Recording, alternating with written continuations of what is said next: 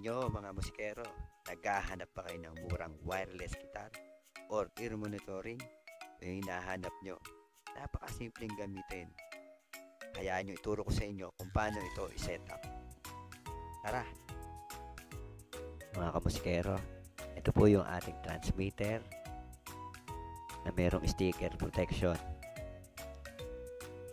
At meron siyang kasamang cord na TRRS, 2 piraso na tig-isa sila, at meron tayong isang Type-C USB na para meron tayong pang-charge na kung sakaling malobat ang ating gagamitin.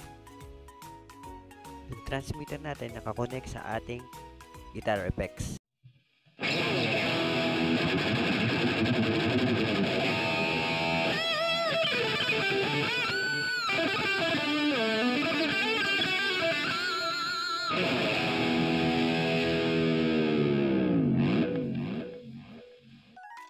Kapag wireless guitar naman ang ating gagamitin, ang ating receiver ay mapupunta sa input ng ating guitar effects, kung saan nakasaksak ang ating output ng ating receiver. Sa mga nagtatanong naman po kung paano mag-pairing, on nyo lang po ang ating M-Babe sa dalawa. Then pindutin nyo rin po yung dalawa na pair. Ang sabay.